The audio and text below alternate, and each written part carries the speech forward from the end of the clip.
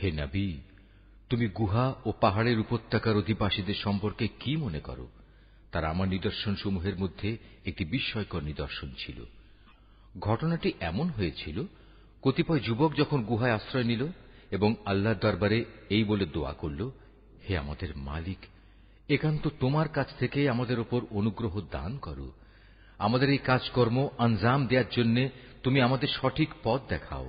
অতঃপর আমি গুহার ভেতরে তাদের কানে বহু বছর ধরে ঘুমের পর্দা লাগিয়ে রাখলাম।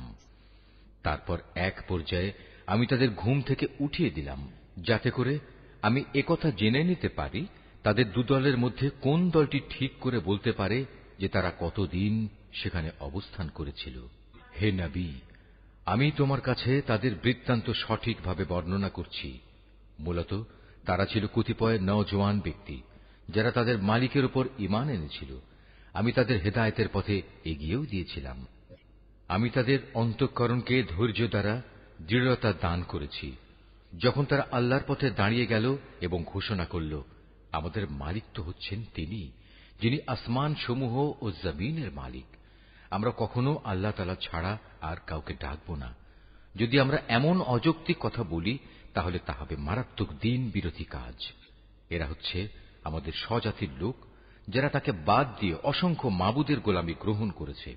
তারা যদি সত্যবাদী হয়, তাহলে তারা স্পষ্ট দলিল নিয়ে আসে না কেন?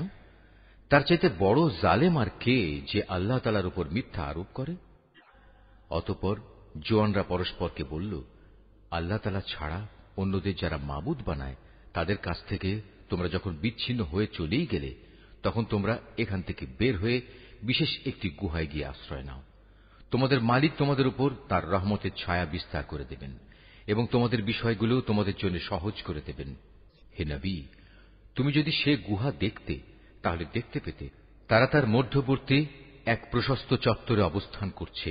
সূর্য তার উদয়কালে তাদের গুহার দক্ষিণ পাশ দিয়ে হেলে যাচ্ছে, আবার যখন তা অস্ত যায় তখন তা গুহার বাম পাশ দিয়ে অতিক্রম করে। সূর্যের প্রখরতা কখনো তাদের কষ্টের কারণ হয় না। আসলে এ সবই হচ্ছে আল্লাহ তাআলার কুদরতের নিদর্শন। এ সব নিদর্শনের মাধ্যমে আল্লাহ তাআলা যাকে হেদায়েত দান করেন, সেই একমাত্র হেদায়েত প্রাপ্ত হয়, আর যাকে তিনি গোমরাহ করেন, সে কখনো কোনো পথ প্রদর্শনকারী ও অভিভাবক পেতে পারে না। হে নবী, তুমি যদি দেখতে, তাহলে তুমি তাদের ভাবতে তারা বুঝি জেগেই রয়েছে, যদিও তারা ছিল ঘুমন্ত।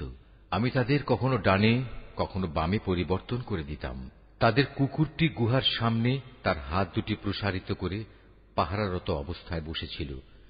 তুমি যদি তাদের দিকে সত্যি উঁকি মেরে দেখতে, তাহলে তুমি অবশ্যই তাদের কাছ থেকে পেছন ফিরে পালিয়ে যেতে এবং তাদের এ আজব দৃশ্য দেখে তুমি নিঃসন্দেহে ভয়ে আতঙ্কিত হয়ে যেতে। এভাবেই তাদের আমি ঘুম থেকে উঠিয়ে দিলাম, যাতে করে তারা তাদের অবস্থান সম্পর্কে নিজেরা পরস্পরে জিজ্ঞাসাবাদ করে। কথা প্রসঙ্গে তাদের মধ্যে থেকে এক ব্যক্তি বলল, বলতো, তোমরা এ গুহায় কতকাল অবস্থান করেছ?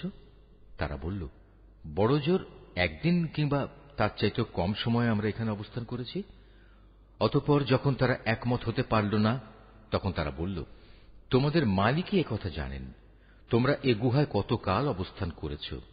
এখন সে বিতর্ক রেখে বরং তোমরা তোমাদের একজনকে তোমাদের এ রৌপ্য মুদ্রা সহ শহরে পাঠাও। সে বাজারে গিয়ে দেখুক কোন খাবার উত্তম, সেখান থেকে কিছু খাবার তোমাদের কাছে নিয়ে আসুক। সে যেন বিচক্ষণতার সাথে কাজ করে এবং সে যেন কাউকেই তোমাদের ব্যাপারে কিছু জানতে না দেয়। যদি তারা তোমাদের সম্পর্কে জানতে পারে, তাহলে তারা তোমাদের প্রস্তরাঘাত করে হত্যা করবে, কিংবা তোমাদের জোর করে তারা তাদের দিনে ফিরিয়ে নেবে। আর একবার তেমনটি হলে কখনোই তোমরা মুক্তি পাবে না।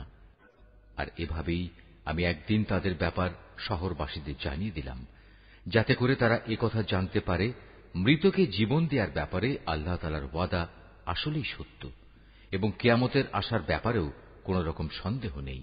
যখন তারা নিজেদের মধ্যে এ নিয়ে বিতর্ক করে যাচ্ছিল, তখন কিছু লোক বলল, তাদের সম্মানে তাদের উপর একটি স্মৃতিসৌধ নির্মাণ করে দাও।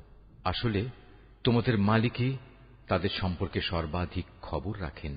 অপরদিকে যেসব মানুষ তাদের কর্তব্য কাজের উপর বেশি প্রভাবশালী ছিল, তারা বলল, স্মৃতিসৌধ বানানোর বদলে চলো আমরা তাদের উপর একটি মসজিদ বানিয়ে দেই। কিছু লোক বলে, গুহার অধিবাসীরা ছিল 3 জন। ওদের মধ্যে চতুর্থটি ছিল ওদের পাহারাদার কুকুর।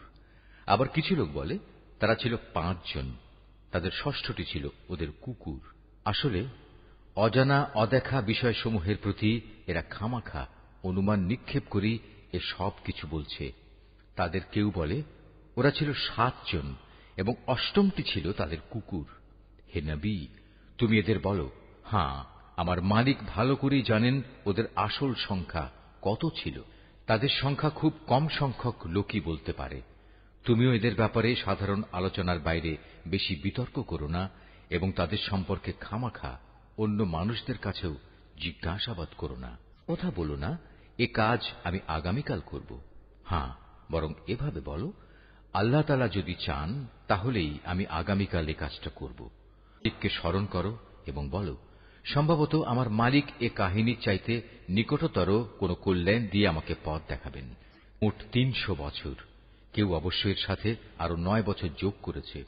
হে নবী, তুমি বলো, বস্তুত একমাত্র আল্লাহ তাআলাই সঠিক করে বলতে পারেন ওরা গুহায় কত বছর কাটিয়েছে